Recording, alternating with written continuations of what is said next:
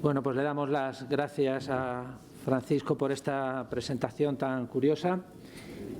A Federico, perdón, es que estaba mirándole a él. Desde que ya nos tiene a Federico le damos las gracias por esta curiosa presentación, realmente con un vínculo familiar que nos ha sorprendido, muy agradable. Bueno, damos una cordial bienvenida a todos los que estáis aquí presentes y a todos los que se han conectado online. El hecho de que estemos aquí ya presentes, pues yo creo que es un signo y es una cosa muy emocionante, porque desde hace más de 2 años no tienen lugar estas jornadas por el tema del COVID, y yo creo que el hecho de que nos veamos aquí, no todos los que quisiéramos, pero es algo muy importante, y tenemos también un recuerdo emocionado y agradecido a todos los que en estos 2 años pues nos han dejado por motivo del COVID. Ojalá que este sea el comienzo de la verdadera normalidad.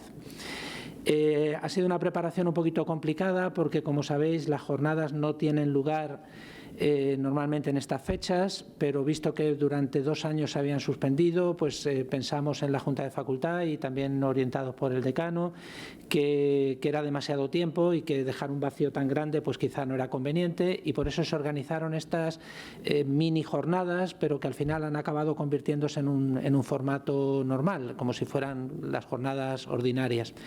El tema ineludiblemente tenía que ser la llamada conversión de San Ignacio, vamos a llamarlo así. Todos los santos yo creo que han tenido una segunda conversión, un momento que en su vida les ha dado la vuelta. Bueno, pues este momento ha sido importante en la vida de Ignacio. Ciertamente la vamos a conocer mucho mejor, esta conversión, qué significa, que fue el comienzo de un proceso después de estos 2 días donde muchas personas expertas en este tema y en distintas perspectivas y dimensiones de esta conversión pues nos van a hablar y nos van a entretener y nos van a hacer que aprendamos mucho.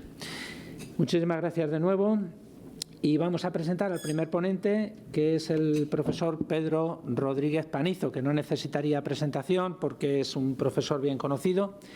Se me ha olvidado decir, es evidente, pero recordaros que tenemos que cumplir la normativa del COVID. Solamente la persona que está hablando se quita la mascarilla. Creo que somos todos adultos, no hace falta recordarlo, pero recordaros que la universidad tiene unas normas muy estrictas y demás. Bueno, pues Pedro Rodríguez Panizo nació en 1960 en Madrid. Es sacerdote de la diócesis de Madrid y lleva ya bastante tiempo adscrito y trabajando en la parroquia Santa María, Madre de Dios, de Tres Cantos. Es doctor en Teología por la Universidad Gregoriana de Roma, ha sido vicedecano de nuestra facultad durante unos años. Enseña Teología Fundamental, Epistemología Teológica, y durante varios cursos ha enseñado Teología de las Artes de Ficción, Teatro, Novela y sobre todo Cine, porque Pedro, como sabéis todos, pues es un experto en cine, un cinéfilo que ha escrito cosas muy interesantes, porque ha sabido ver en el cine pues también signos de una presencia con mayúscula y ha reflexionado sobre ello. Ha sido profesor invitado de Fenomenología de la Religión en la sección madrileña de la Facultad de Teología de la Universidad Pontificia de Salamanca, el Instituto Superior de Pastoral. Es miembro desde su fundación de la Sociedad Española de Ciencias de las Religiones, sección en España de la Asociación Internacional de Historia de las Religiones. Dirigió hasta su desaparición la colección Religiones en Diálogo de la editorial Desclée de Brouwer, que editó 17 volúmenes sobre las relaciones del cristianismo con las otras grandes religiones. Ha escrito numerosos artículos y algunas obras. Pues poneros algunos ejemplos: Hacia una teología del cine, Disonancia acorde, La herida esencial, y está a punto de entregar a la prensa El rumor de eternidad, en torno a la fe, la razón y el tiempo. Además de esto, pues ya un poco anecdótico, es un apasionado naturalista, miembro de la Sociedad Española de Ornitología, y sus observaciones de cosa de pájaros y tal, para entendernos.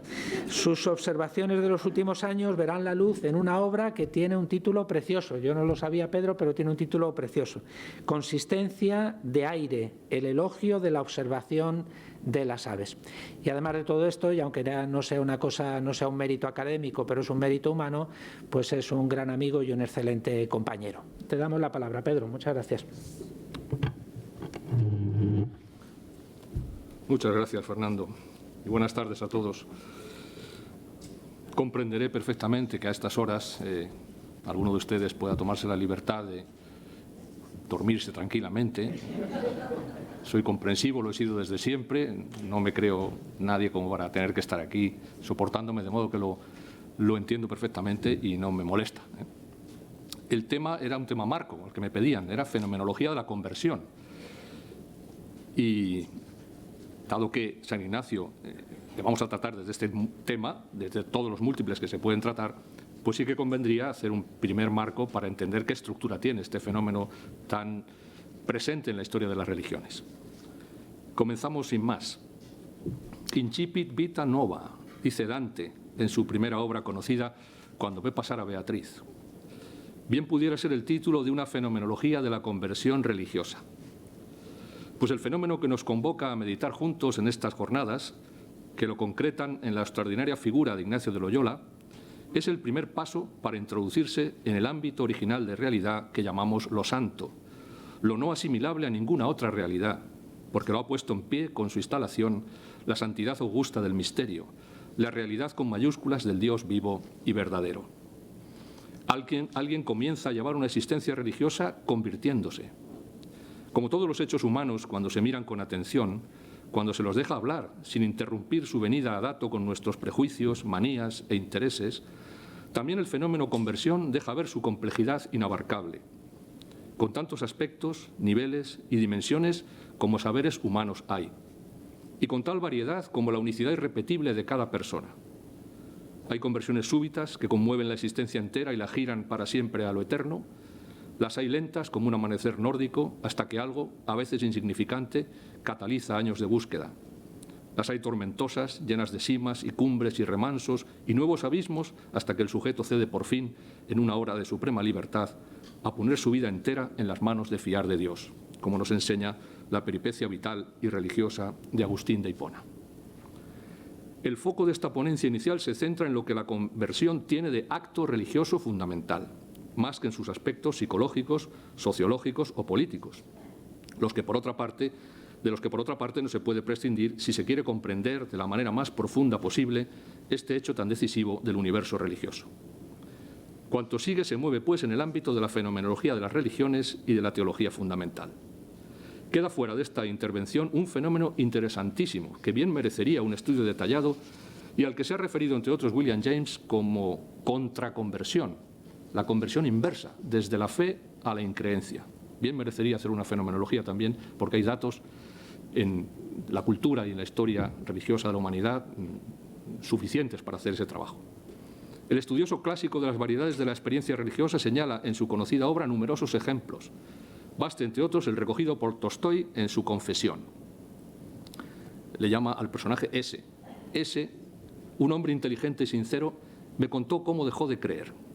Tenía 26 años cuando un día, durante una expedición de caza, haciendo noche en un albergue, se puso a rezar según la vieja costumbre adquirida de niño. Su hermano mayor, que estaba con él de cacería, yacía sobre el heno y le miraba. Cuando ese hubo terminado y se disponía a acostarse, su hermano le dijo, ¿todavía haces eso? Y no se dijeron nada más.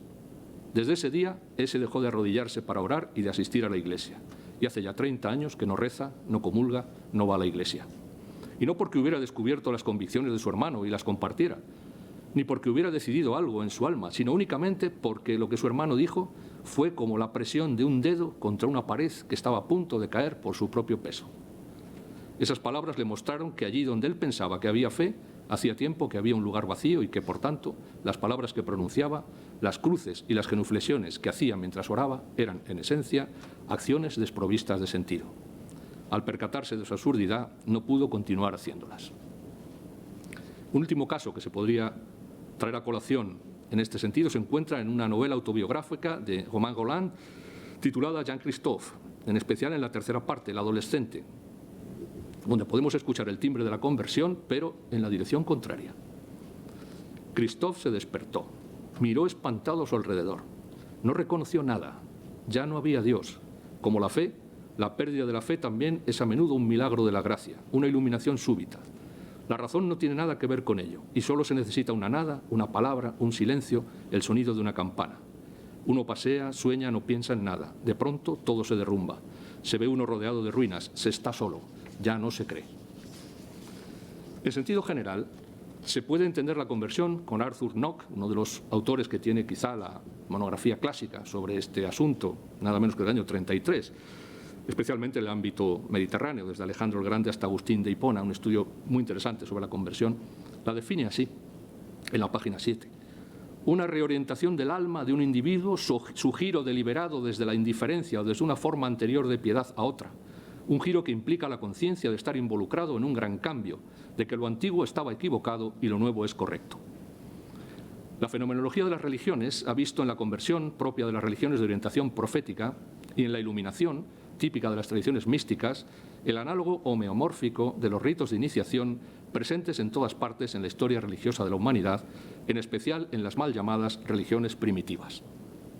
Para Mircea Eliade denota un cuerpo de ritos y enseñanzas orales cuyo objetivo es producir una modificación radical del estatus religioso y social de la persona iniciada. En términos filosóficos es equivalente a una mutación ontológica de la condición existencial. El novicio emerge de su prueba como un ser completamente distinto. Se ha convertido en otro sin dejar de ser él mismo.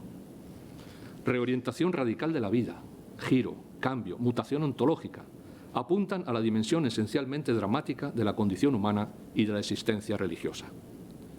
Los más importantes estudiosos de los ritos iniciáticos han señalado este elemento del tránsito hacia una nueva forma de ser como un aspecto central para expresar la nueva dimensión de lo santo a la que se accede, como consecuencia de la irrupción del misterio, protagonista en el fondo de la conversión. Esta ruptura y paso a otro orden de realidad sin dejar de vivir en el mismo mundo implica una muerte, entre comillas, a la forma de ser anterior al gran giro y el nacimiento a la nueva condición de iniciado. En la India antigua, por ejemplo, el que recibe la diksha o iniciación es un nacido dos veces. Alguien que es descrito como un regreso al estado fetal, como un regressus ad uterum, según se expresan los enigmáticos textos brahmanas. Se debe sobre todo a Arnold van Gennep y a Victor Turner haber descrito con precisión la estructura de los ritos de iniciación. El descubrimiento de van Gennep estudiando los ritos de paso parece reproducir en este campo la estructura del drama tal y como lo conceptualizó Aristóteles en su Poética. Presentación, nudo y desenlace. Primer acto, segundo acto, tercer acto. Una fase preliminar en un tiempo preciso, sufre una ruptura de nivel con un rito de separación para entrar propiamente en el rito de paso, verdadero margen o limen donde se transmuta la identidad del sujeto como nudo del drama, cuya solución desemboca en diversos ritos de agregación mediante los cuales los neófitos son incorporados de nuevo a la comunidad. Para Turner, el centro del proceso ritual lo representa el concepto de liminalidad communitas. El desenlace del drama iniciático culmina con un nuevo estatus y una nueva fase y un nuevo tiempo donde los neófitos, siendo los mismos, ya no son lo mismo. Que puedan encontrarse este tipo de estructuras en la inmensidad de la historia de las religiones no implica que se las pueda igualar sin más. La forma como cada una configura el misterio, término de la actitud religiosa, determina la antropología del sujeto religioso y el modelo de relación que los une. De ahí que se hable de análogos homeomórficos, no solo en el hecho que estamos estudiando, sino también en la idea misma de religión. Por eso he dicho al principio, fenomenología de las religiones, no solo de la religión. En las tradiciones religiosas proféticas, la conversión es el paso o tránsito, la Pascua, hacia un modo de ser determinado por la realidad de Dios, de quien se recibe agradecido el nuevo fundamento sobre el que se sostiene la vida toda, el ser nuevo hecho posible por pura gracia. De ahí que aparezca para el sujeto como un hito decisivo en su vida, capaz de dividirla en dos, antes y después del momento crucial. Esa expresión que le gusta tanto a Ángel Cordovilla, y aquí sí tiene sentido, ¿no? Hay antes y después de ese momento crucial. Toda persona puede tener sus joánicas 4 de la tarde. Tan decisivo es este momento para los convertidos que llegan a recordarlo con precisión cronológica, como muestra de modo espléndido los casos de Pascal y García Morente. Año de gracia de 1654, lunes, 23 de noviembre, día de San Clemente, Papa y mártir y otros del martirilogio romano, vigilia de San Crisógono, mártir y otros, desde alrededor de las 10:30 de la noche hasta alrededor de las 12:30. Anota el primero con toda precisión. En el relojito de la pared sonaron las 12 de la noche del 29 al 30 de abril de 1937, escribe el segundo con no menos exactitud. Y es que un hecho como este es siempre inesperado e inolvidable, como gusta decir Jean-Louis Chrétien. Pero antes de continuar con la descripción comprensiva del fenómeno de la conversión, conviene parar mientes en algunas de sus condiciones de posibilidad por parte del ser humano.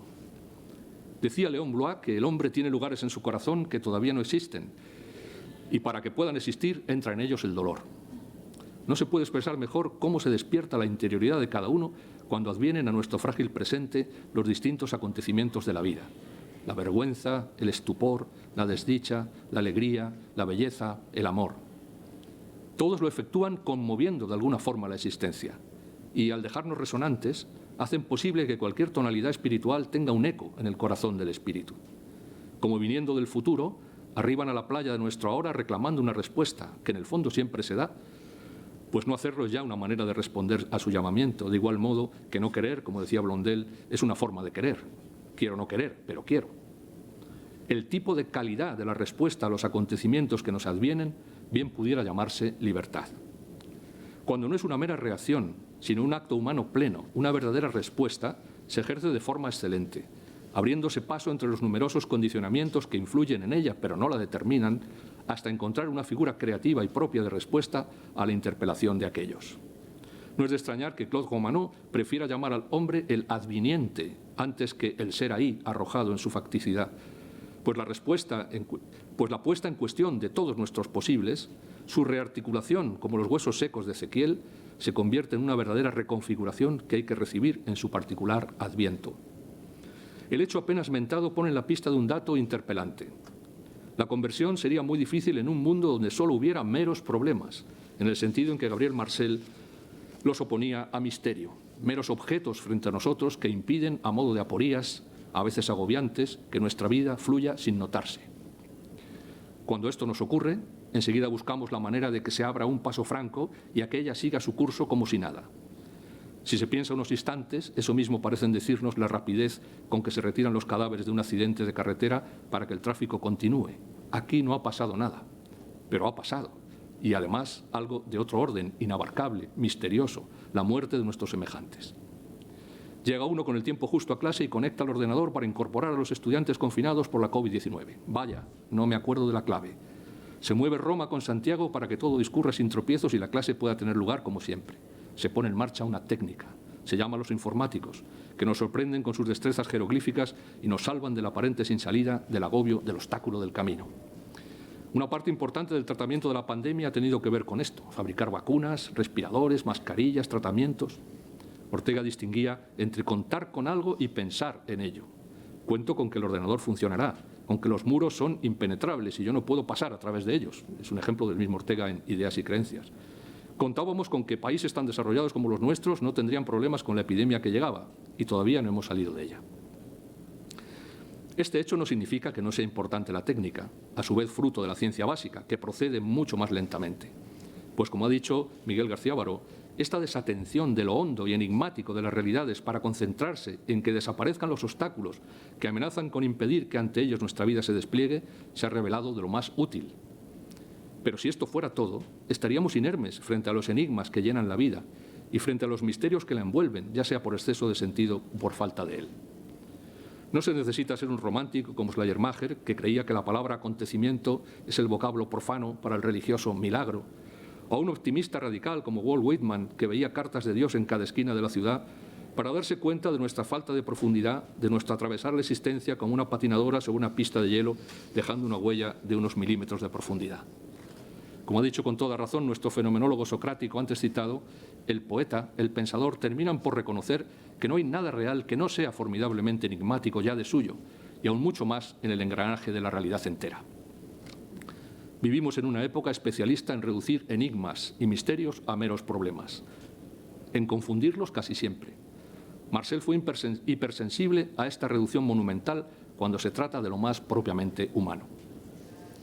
Los enigmas aparecen muchas veces en la vida que vivimos bajo la figura de lo asombroso, de lo que nos detiene y nos invita con su ofrecimiento a pensar, a internarnos en su profundidad. Si se permite una evocación personal, diré que cuando tenía 16 años leí con entusiasmo El estudio del instinto de Nico Tinbergen, uno de los padres de la naciente etología o biología del comportamiento, junto con Konrad Lorenz y Carl von Frisch. Carl von Frisch fue el estudioso de las abejas, ¿no? Un libro precioso, ¿no? Descubrió el lenguaje que tienen, cómo se hablan entre ellas, cómo van a las flores, vuelven. Es una cosa interesantísima, un enigma maravilloso. A los tres les dieron el Premio Nobel de Medicina en 1973. Tinbergen, que era ornitólogo, había diseñado unos sutiles experimentos para investigar los etogramas de las gaviotas, las pautas de comportamiento. Mientras leía y anotaba el libro, pensaba si no se podían aplicar sus estudios para mostrar si mi tortuga mediterránea veía en color o en blanco y negro. Me pasaba horas diseñando el experimento que duró meses, con la lógica preocupación de mis padres, que temían por el curso de mis estudios de bachillerato. Ese enigma me parecía maravilloso, digno de dedicarle cuantas horas tuviera. Una serie de reflejos condicionados con la comida y ciertas figuras de diversas formas y colores me llevaron a la conclusión de que mi tortuga veía en blanco y negro. Cuando mucho más tarde topé con la afirmación de Heidegger de que la ciencia no piensa, no pude estar más en desacuerdo. Lo que me dio que pensar aquel experimento de la adolescencia. Entre otras cosas, a tener paciencia, saber esperar, a preguntar bien a la naturaleza. Un enigma es algo que hoy no sabemos, que nos apabulla con su profundidad, pero que algún día podremos con suerte saber.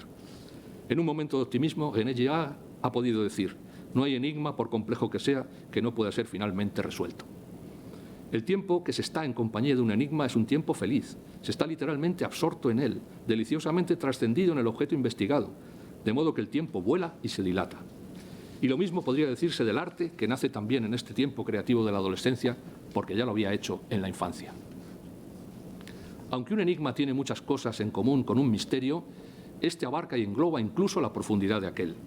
No se puede ceñir, circunscribir, como si uno estuviera frente a él como ante un objeto. No se puede explicar, siempre una ceguera reductora, a los elementos del sistema explicativo que se elija.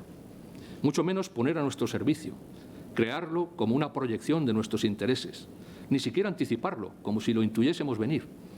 Un misterio nos sale al encuentro como alteridad, siempre misterio, incluso cuando aparece o se muestra, porque lo hace celoso de que se manipule su intimidad, de que la confundamos con el no sé qué que nos deja balbuciendo. Y se muestra resistiendo toda explicación, dando más bien, porque más bien nos tiene él a nosotros, desbordando nuestras expectativas y toda nuestra imaginación, adviniendo como lo inesperado y lo inolvidable. Incluso se resiste a ser tratado como un enigma.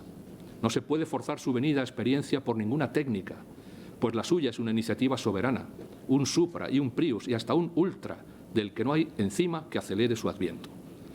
Ante los misterios, nuestras capacidades receptivas, nuestras destrezas de comprensión se revelan siempre precarias, limitadas, frágiles, desbordadas. Si se tiene el valor de introducirse en un misterio, lo más probable es que aparezca otro mayor y que la constante compañía de ellos lleve, quizá, a la sabiduría teórica y práctica. Sería absurdo intentar una definición de los misterios. Aunque su variedad es notable, no lo es tanto como la de los enigmas, que en su indecible abundancia siempre tientan con hacernos saltar de unos a otros de tanta novedad y maravilla. Los misterios llegan a nosotros, como dice Miguel García Baró, como una catástrofe, un trastorno absoluto de la interpretación que veníamos dando tanto al mundo como a nuestra vida. Son verdaderos ritos iniciáticos de la existencia, si no se reprimen o uno se defiende de ellos con la huida o la cómoda instalación en la finitud como si no hubieran ocurrido. La muerte, el amor, la libertad, la culpa, el destino, el sentido, el mal, todos son misterios con los que hay que convivir siempre, y solo cabe abrirse a ellos para que vayan revelando sus distintos aspectos, matices y profundidades que no cabe ni siquiera imaginar. Como los misterios se abren desde dentro, hay que tener la valentía de asomarse a ellos con una segunda ingenuidad, dispuestos a dejarse herir en el centro del corazón del espíritu. Lo que es una aventura, una travesía y un riesgo, de la que no desaparece nunca la inquietud del ánimo, la desproporción constitutiva en que consistimos y que revelan, y de la que han hablado con hondura Agustín, Bernardo de Claraval, Pascal, Kierkegaard, Blondel y tantos otros grandes maestros. La irrupción de un misterio es una invitación a la conversión, por lo pronto de la mirada, pero también de la capacidad de escucha, un dejar que la caja de resonancia de todo tipo de tonalidades espirituales que somos vibre ante los reflejos y los brillos que llegan de su hondura, ante las inusitadas conexiones entre lo visible y lo invisible que posibilita su interpelación, puesto que, como dice Henri Maldinet, el yo del sentir es una receptividad abierta y llena, cuya dimensión interior es el momento pático, el padecerlo. A Maldinet se debe haber liberado el sentir de su mutilación en la estética hegeliana como modo de la representación. Dice él, donde la verdad intuitivo-sensible se disipará en el autoconocimiento como una aurora en la progresión del día. y haber señalado que el sentir tiene él mismo su verdad, más todavía, haber intuido una fenomenología de la aistesis como sentir. El esteta y psiquiatra francés se debe también el concepto de transpasibilidad, que permite distinguir nada menos al esquizofrénico de la persona sana, pues el enfermo es impermeable al acontecimiento imprevisible, absoluto de todo a priori, porque esta es la esencia de la esquizofrenia, es incapaz de transpasibilidad. Esta es una frase de Maldiné, ya que este concepto es precisamente la capacidad infinita de apertura, de ser pasibles de lo imprevisible. Dice él literalmente, el verdadero acontecimiento adviento que expone al riesgo de devenir otro es imprevisible. La transpasibilidad consiste en no ser pasible de nada que pueda anunciarse como real o posible. Es una apertura sin proyecto y sin figura. La alteridad transformante desarma sin armas nuestros proyectos egoístas y da una insospechada capacidad de respuesta en lo que Maldiné llama transposibilidad. Por lo que es la manera de responder a algo transpasible, lo llama él transposible. Al joven Agustín de Hipona le adviene a su contradictorio presente la muerte de un amigo anónimo que era para él otro alter ille, otro él. Con qué dolor se entenebreció mi corazón y todo cuanto miraba era muerte y la patria me era suplicio, et erat mihi patria supplicium, y la casa paterna infelicidad extraña. Me había convertido en un gran problema, suelen traducir, ¿no? Una gran cuestión, factus era ipse mihi magna quaestio, y no sabía qué responderme, solo el llanto me era dulce, y él había sustituido a mi amigo en las delicias de mi alma. Envuelto en tan gran misterio, se le revela que en el fondo no le ha querido de verdad, sino con amor egoísta, como compañía de juegos, diversiones, estudios, aficiones y chanzas, lo que abre además el misterio de su voluntad, hecha añicos y puestos en solfa todos sus posibles.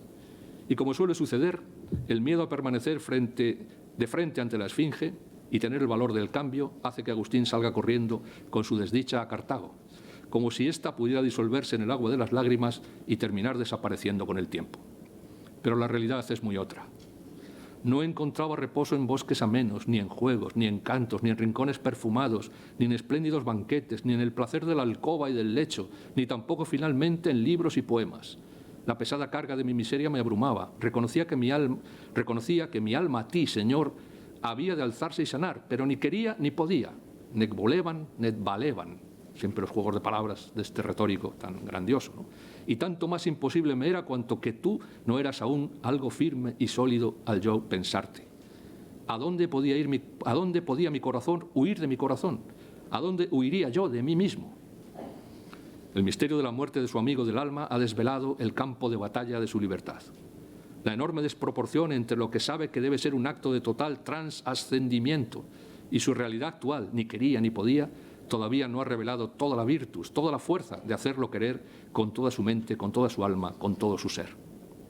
Es cierto que la temprana lectura del perdido Hortensius de Cicerón y la posterior de los filósofos platónicos le han hecho desear la vida verdadera, la búsqueda de la verdad, el retorno a sí mismo donde ésta habita. Incluso tiene conciencia de que en ello ha sido guiado por Dios. Intravi in intima mea duce te, conducido por ti. En el libro 7, 10, 16, uno de los pasajes más místicos de las confesiones, citadísimo en todas partes, y que suena en latín casi intraducible, esos permanentes juegos de palabras de un rétor extraordinario. Pero ese noble deseo tiene que atravesar y liberarse de una intensa vida pasional que lo ata y lo domina. La vuelta a Dios será un ardoroso combate, ardenten litem, consigo mismo, porque tanto el ir como el llegar allá no eran otra cosa sino querer ir, pero un querer fuerte y total, no el inclinarse hacia acá o hacia allá de la voluntad tibia, fluctuante e indecisa, ni el desdoblarla en una parte que se levanta en lucha con otra que decae. Poder era querer, y el querer mismo era ya hacer, y sin embargo no se hacía. Y más adelante, cuando yo deliberaba servir ya al Señor Dios mío, tal como lo había decidido desde hacía tiempo, yo era el que quería y yo también el que no quería, y por tanto peleaba conmigo mismo y a mí mismo me destrozaba. Algunos han dicho que una de las oraciones de petición más auténticas de toda la historia de la humanidad es esta cuando dice Agustín, hazme casto, Señor, pero no ahora, pero no ahora. El Agustín, autor de las Confesiones, ha leído este viaje de regreso a la casa paterna, esta verdadera conversio, epistrofé o movimiento espiritual, a la luz de la parábola del hijo pródigo del capítulo 15 del Evangelio de San Lucas, como un drama perfecto en 3 actos. desde la dispersión y el desorden de la tierra de la disimilitud, pasando por el nudo de la crisis, hasta la unificación del alma y el gozo de la verdad, gaudium de veritate, en la unión con Dios. Vive siempre junto a ti nuestro bien, y pues de él nos apartamos, a ver si sumus, nos pervertimos, perversi sumus, volvamos, revertamur ya, Señor, para ya no apartarnos, evertamur, porque en ti vive sin deficiencia alguna todo nuestro bien, que tú eres tú mismo, y ya no tenemos que no haya donde volver, pues de allí mismo hemos caído, pero en nuestra ausencia no se cayó nuestra casa, que es tu misma eternidad. El verbo mismo hace también aquí de maestro interior. Y eso es tu verbo, que es también principio, porque también a nosotros habla. Así por su carne habla en el Evangelio, y esto resonó al exterior, foris, a los oídos de los hombres, para que fuese creído dentro, intus, para que fuese creído y dentro, intus, fuera buscado, y fuera hallado en la eterna verdad, donde como bueno y único maestro a todos sus discípulos enseña. Agustín contempla su situación y le horroriza. Ha reconocido la raíz de la crisis, pero la ocultaba, la reprimía y la olvidaba, dice en el libro 8, 7, 16. Disimulaban, et cohibeban, et oblivescebar. No sabemos si esto lo habría leído Freud, pero desde luego ya está anticipado aquí. Lo ocultaba, lo reprimía y lo olvidaba, hasta que un acontecimiento casi nimio desata el nudo que lo esclaviza. Está en el huerto de una casa que le ha dejado un protector con su amigo Alipio. Ha sacado de su fondo secreto, a fundo arcano, toda su miseria y la ha puesto ante la vista de su corazón, estallando en un llanto inconsolable tendido bajo una higuera. Y de pronto, desde una casa cercana oigo una voz, no sé si de niño o de niña, que decía cantando y muchas veces repetía, toma y lee, tolle leje, tolle leje. Va a donde Alipio, toma el códice del apóstol Pablo y lee por casualidad el pasaje de Romanos 13, 13, 14, como si fuera dicho expresamente para él. Portémonos con dignidad, como quien vive en pleno día, nada de comilonas ni borracheras, nada de lujuria y libertinaje, nada de envidias y rivalidades, por el contrario, revestíos de Jesucristo el Señor y no fomentéis vuestros desordenados apetitos. No necesita leer más. Apenas termina la última frase, como una luz infundida en su corazón, se disipan todas las dudas que le impedían el acto de total trascendimiento que es la fe. Como afirman todos los conversos, es tal la intensidad de la presencia de Dios que no cabe dudar de que se trata de Él, verdadero artífice de la conversión.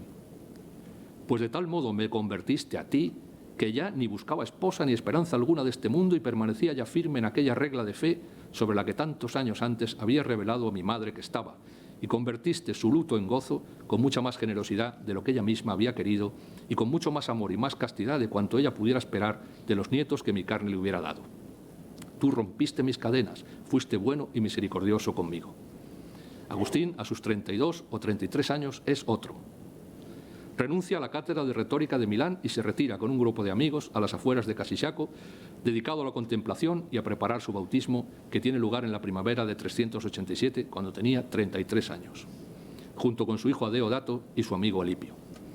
Poco después retorna a África, pero en el puerto de Ostia Tiberina enferma y muere Mónica, su madre, uno de los pasajes más sobrecogedores de las confesiones, donde los dos, él reconstruye esa conversación, que, como hacían los antiguos, ¿no? Una forma de ser fiel a eso es reconstruir cómo hubiera sido la conversación con su madre, que no recuerda, pero la reconstruye perfectamente, y es un pasaje, vamos, de los más místicos de todas las confesiones, ¿no? Se elevan por lo profundo del alma hasta que se trascienden. Impresionante, ¿no? La historia posterior es de sobra conocida. Sacerdote, luego obispo de Hipona y prolífico autor de numerosas obras de filosofía y teología que todavía nos dan que pensar hoy. No podemos entrar aquí en el papel que en todo este proceso han jugado amigos, escuelas filosóficas y sectas, maniqueos, testimonios de santos de la tradición, su madre, el obispo Ambrosio de Milán y un largo etcétera, como sucede en la vida de todo creyente. El caso de Agustín muestra que la idea cristiana de conversión supera en radicalidad a la epistrofé plotiniana. No se trata de una profundización en lo propio hasta dar con la divinidad que estaría en el fondo de uno mismo, puesto que, como ha señalado Joseph Ratzinger, su amenaza puede proceder también de la arrogancia del espíritu, del interior del hombre, de las profundidades de su ser. La metanoia no critica a la mitad del hombre, sino al hombre entero. Y la salvación no procede solo del interior, porque justamente ese interior puede ser convulso, despótico, egoísta, malo. Lo que salva no es simplemente la vuelta hacia sí, sino más bien el apartamiento de sí hacia el Dios que llama. Para hacerse cristiano, el hombre tiene que cambiar, no de un lugar a otro, sino sin la menor reserva, hasta el último fundamento de su ser. Termina la cita de Ratzinger. Y es que nada de lo que viene de fuera puede vulnerar o manchar al hombre, como recuerda el Evangelio. sino lo que sale de su corazón o centro personal. Eso es lo que mancha al hombre, porque es de dentro del corazón de los hombres, de donde salen los malos pensamientos, fornicaciones, robos, homicidios, adulterios, codicias, perversidades, fraude, libertinaje, envidia, injuria, soberbia, insensatez. Todas esas maldades salen de dentro y manchan al hombre. Marcos 7, 20-23. Lo que está en juego aquí, en feliz expresión de San Bernardo, es ni más ni menos que la conversión del corazón a Dios, cordis ad Deum conversionem. Hermosa forma de llamar a la fe. Sin olvidar que el Señor Jesús no hace de la conversión un paso previo indispensable para que los pecadores entren en la gracia, sino una consecuencia de su acogida. Él es el que está vuelto desde siempre a nosotros y nos encuentra allí donde nos hemos alejado de Él, como el padre del hijo pródigo, o el pastor que va en busca de la oveja perdida y cargándola al hombro la trae de vuelta al redil, o la mujer que pone literalmente la casa patas arriba hasta encontrar una insignificante moneda. La raíz de la conversión es, pues, teológica. Se encuentra en el ámbito del indicativo. Se ha cumplido el tiempo, el reino de Dios está cerca, convertíos y creed en el Evangelio. Marcos 1:15. El imperativo para convertirse y creer es una consecuencia de que Dios nos da alcance como una fuerza salvadora y actuante. No pretende vencernos, como en un lance retórico de la antigüedad o en un debate actual cuyo único objetivo es humillar al interlocutor y dejarle fuera de combate. Si deja ver la dureza del corazón humano, la esclerocardía, el pecado, el egoísmo que centra y encorva al hombre sobre sí mismo, alejándolo del llamamiento del prójimo necesitado y por ello de Dios mismo, es porque le pone frente a su amor absoluto, incondicional, ante el bien perfecto que Él es. A esa luz nadie puede mantener el rostro desafiante. Al contrario, lo bajamos avergonzados de haberlo acogido tan poco y en consecuencia de habernos reservado tanto en el llamamiento a una entrega generosa, liberal, desbordante. En estas jornadas vamos a estudiar la conversión de Ignacio de Loyola. Por propia experiencia sabía que Dios cree en nuestros sentimientos caballerescos, es decir, que somos capaces, porque nos ha creado así en el Hijo, de actos nobles y generosos, pero también de convertirnos, a poco que nos descuidemos, en unos demonios para los demás, haciendo de nuestra vida una escombrera. Por eso la conversión es un llamamiento a una vida en constante renovación, a la lucha contra todo lo que rebaja al hombre, al discernimiento permanente, con holgura y paz, como el que vive todos los minutos de su vida ante la presencia de Dios. De hecho, como enseñan sociólogos como Pierre Bourdieu, lo que más se resiste a transformarse del hábitus que somos es precisamente las disposiciones que estructuran el comportamiento.